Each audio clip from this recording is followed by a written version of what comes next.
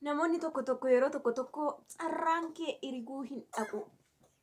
Soma heegataa iddoo dhumsaa jedha namni tokko jechuudha. Okay, yeroo kana waa tokko isin kaasuun barbaada. Carraa kee achi taa'ee shaggatee samee yoo dhufe ati itti fayyadamtaa? For example, kan dhiyaana keetis hin jedhanii biddeen yoo lafa sii kaa'anii ati itti fayyadamne 2 bulee 3 bulee 4 bulee 5 bulee shaggataa yoo si fuuldura fidanis fuuldura kaa'anii ni nyaatta. Namni fudhatin namni ittiin darbine egaa nyaanne dhiyaana keetiyooni. Ati nyaattaa yoo si dhiyeessan. Jechoota namoota tokkotu na dinqa. Ashamaa hordoftoota ko nagaa Waaqayyoo isiniif haa baay'atu. Akkam jirtu? Ani nagaa kooti Waaqayyoo naa eebbifamu. Mee haaraa warri taatanii subscribe godhaa. Viidiyoon isinitti tole immoo share like gochuu hin dagatinaan isiniin jedha. Egaa akkuma isiniin jedhee carraan kee kan siif keewwame iriguyyuu dhaqu namoonni jedhantu jira jechuudha. Sumaaf taa'ee tumseega karaa ta'een zoorteetti hidhattaa jira.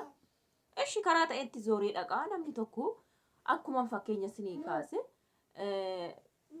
midhaan tokko achi isinii kaanii dhiyaana keessan atiif taana nyaadha yookiin guyyaa 5 booda nyaadha jettee zoortee guyyaa 5 amma lakkooftee dhuftee nyaattutti yoo shaaggate fuutee nyaattaa midhaan sana. Maaliifan kana kaasa namoota tokkotu waggaa 50 nyaata maaltu nama cannaqa maaltu nama dhiphisaa biyya lafaa ishee ammanaa kana ishee naamnee kana yoo hafe saafuka namoota jedhaniifan kana kaasee jechuudha. Addunyaan sagaluma 10 guutu warra jedhanii xixiqqeessan kanaaf kana kaasee jechuudha. Obboleessa obboleetti biyyi lafaa eeyyee 10 guutuu abaattu waanuma fedhe haa ta'u garuu jechuudha. Yaada kanaaf maal dubbachuun dhufe seetanii wantoota tokko asuma bishiggootanii ofiisaa marsee dhufe sineeku situ zooree dhaqee dafee yoo qaqqabatte itti fayyadamta jechuudha. Carraa namni tokko Waaqayyo jedhee matu wayita turtennaa galte jiraachuun kee oolu siin jedha. Eenyuun naa taate maa akkas ta'uun kee oolu siin jedha namni tokko. Yeroo keetti wanta yeroo si barbaachisu sanatti fayyadamnetti si darba hin bada eeyyee. Taa'ee Waaqayyoon namummaadhaan biyya lafaarra akka jiraattu akka biyya lafaarra jiraattuuf si uume malee Waaqayyoon ati qorqoorroo rukutiitii ati tumtuu ta'iitii ati jabanaa dha'iitii ati immoo kompiitara rukutii ati barsiisaa ta'ee ati warqii nagadiitii ati minaamin jedhee lafa nu keenya jechuudha Waaqayyoon. Isa kana hojjanneet xinxaalleet itti dadhabnee bira geenya carraa miti. Iddilii waan inuu kenne miti iddiliidha namni tokko iddilii miti. Iddiliin kun dakkas ta'e maan rakkanani abjootettani mana dhagni koo muluu warqiin barbaade isaayyuu taa'ee na eega jechaadha kaama. An hojjadhee dhaqee iddoo sana qaqqabee yoon bitee kaawwachuu baadhee omtuuyyuu hin jiru na bira. Kan namaan natti uffisaan iddiliin. Iddiliin immoo hiyyeessa sakalee lafa rakkatee homaa waan nyaatu hin dhabneeyyuu qaama isaa warqii gochuu danda'a. Iddiliin jedhamu hojjateeti namni sun. Yoo kaleessa hiyyeessa ta'e gangalatee har'a keessa baheen hojjanne achuma taa'a malee immoo ka'een uffatu warqii. Yoo kalee hiyyeessa ta'e garuu tattaafate iddoo sana jijjiiramee deemee hojjatee dadhabee xinxalee naanna'ee fidee in uffata jechuudha. Kanaafi achuma teessa koo hiriguun dhaqu yoo jette inuma dhaqariki. Iddoo dhaqu hin dhaqa jechuudha carraan. Iddoo sirkaa deemu hin deema jechuudha carraan. Ofirkaan balleessita jechuudha. Itti jiraachuu dhabda jechuudha wanta baay'ee. Namoonni tokko umurii 100 jiraatanaadha. Yoo hafte saaftu oo taate saataatu jireenya. Yoo dhiise saafu kamaanni biyya lafaa malee dhiisen deema. Dhiistee deemta garuu ammasitti taarikii tokko seenaa tokko wanta addaa tokko hojjattee jireenya kee umurii kee sii kenne sana keessatti 100 hin jiraatin 50 hin jiraatin 20 jiraadhu. Isa keessatti waa dabarsitee darbuu qabda. Waan ta'e uumuu qabda malee isa warri waan hundumaa immoo uumanii carraa isaanii miti hojjetaniiti. Warri har'a iddoo ta'e qaqqaban hojjetaniiti itti xinxaalaniiti itti dadhabanii yeroo itti dabarsanii. Akkuma amma fakkeenya warri amma kolleejjiitti wajjin barachaa baanee garuu gargar jiraachaa jirra. Carraa miti xinxaala hojii keenyaati. An deemeen hojjedhee isaan asii tokko barsiisaa ta'uu barbaade waan ta'eef barsiisaa ta'e inni kaan narsii ta'e inni kaan immoo dhabeet dadhabaadha leezidha waan ta'eef dhiisee asumaa fi jechuudha. Uumaa xiinxaluu hin dadhabu hojjechuu hin danda'u waan ta'eef. malee carraan achi na ergee isa tokko immoo barsiisaa taata jedhee hin jenne carraan jechuudha. Carraa miti. Tattaaffii hojii keetiitiin itti jiraachuu keetiitiin karoora keetiitiin iddoo sanas jiraachisaa jechuudha jireenya malee carraa yookiin iddiliin kee achi akkasitti hin dhalattu. Iddilii jechuun waan ittiin dhalatte wayii jechuudha. Waan ittiin kana kan kee jedhee ittiin si uume wayii jechuudha. No akkasii miti. Akkasii miti jechuudha. Kanaaf namoonni salphaadhumatti waan isin darbu tokkoof yaadana eessa dhaqa sallee kootuma.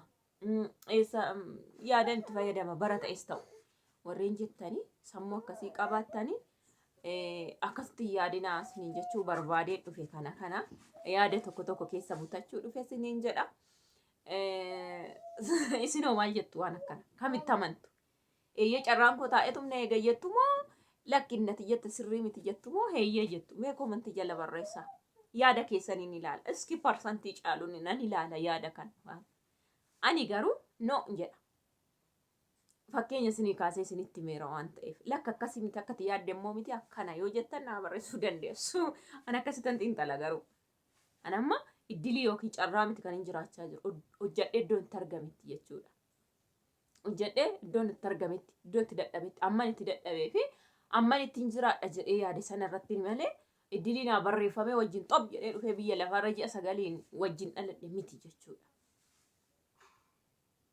Kanaafi mee isinoo barreessaa maali jettu? Yaada kana komantii jala naa kaa'aa. Gaafii fi yaada immoo warri qabdanii keessanis haa ta'uuti na dubbisaa. Lakkoofsi bilbila koo 9 63 96 61 84. Gaafii qabdan yaada qabdan na gaafachuu dandeessu. Na dubbisuu warri barbaaddanii karaadhuma kanaan immoo ijoolleen Dubaayii galtanii tarii mi'a fe'attanii kaargoo warri ergattanii jechuudha. Isinin barbaada na dubbisaa daraa keessanii Dubaayii irraa warri galtan yeroo galtanitti na dubbisaa jechuudha. Daraa keessanii warri kaargoo ergattan mi'a sin faana ergutu jira naa dhufutu jira jechuudha. Naa fiddaniin barbaade isinii miti namni bitu yookiin qopheessu garuu mi'icha faana mazzanamee dhufu gatii isiniif kan kaffala amma sin gaafate fakkeenya keessan kiiloon 90 ta'e kan koo 10 ta'e birri amma sanatti baaftan sheer gooneeti isiniif kaffalaa jechuudha. Fakkeenya yoo 10,000 kaffaltan 1,000 kaffalaa jechuudha. Gaa'inyu isaatti jechuudha. Qaraxa yoo sin gaafatanii jechuudha. Akka sanaatiin adaraa keessan dhugaa wanti itti dadhabdanii naa kaffaltan tokkollee akka hin jirretti isinitti hibsuun barbaade. Na dubbisaa meeshaa naa fiddan jiraachuu danda'a. Waan nama baay'ee amma kana ulfaatu miti jechuudha. Ijoolleen kaargoo ergitan yoo na jaallatan na kabajan daawwattoonni koo jechuudha. Adaraa keessan na dubbisaa jechuudha isinin barbaade.